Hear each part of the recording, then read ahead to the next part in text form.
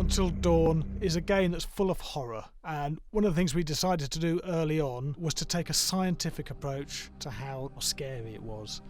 So we did experiments on people and we measured their responses to the game. We've created a test area. It's as close to a home setup as we can get it. We've recruited ordinary people to play the game and we've left them to play it on their own. You're turning the light off.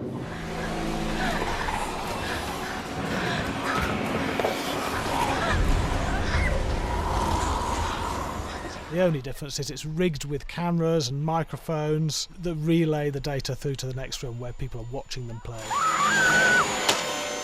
Bracelet here we use for biometric testing. It measures the player's emotional response. It's called a galvanic response sensor. It makes contact with the user's skin and it measures the electrical conductivity across their skin. It's the same principle as an old-fashioned lie detector. When you're stressed, you sweat a little, very sensitive. It picks up tiny changes if the player is feeling anxious or scared. That data's fed back to a testing team. It comes through as a graph.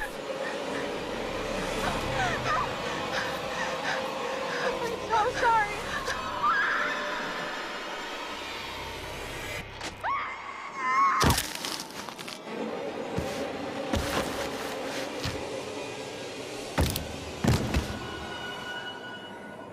There's no point testing one or two people, you have to test a lot of people. And watch your step. When we have a scare that's consistently has a measurable emotional response, then we knew it was good. If it didn't have that, it goes back to the team for improvement. The data doesn't tell us what's wrong with the scare, it only tells us if it's working or not. Wait, okay, so you hear that too, right? Josh. Here we have a chapter relatively early in the game. Weirdly regular.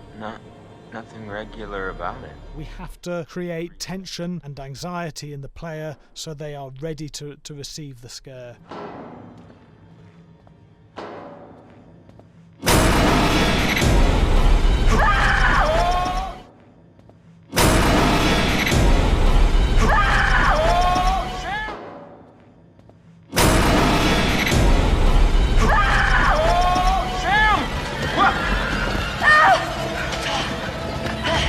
Give the player time to recover, to cool down, to calm down, and then start building the tension again before we do the next scare.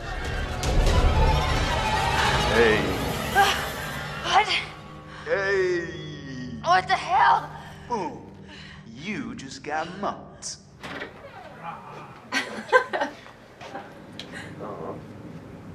Yeah, I have such an adrenaline high from that game. There's two things we found. One is we could look at the scares, analyse if our expected scares were working effectively. Were people shrieking and covering their hands, or were they getting an emotional response from it? And being scientific about it means that we strip out people's opinions about whether things are working or not. We've got data, and we look at the data. If it's working, we're happy with it. Really scary.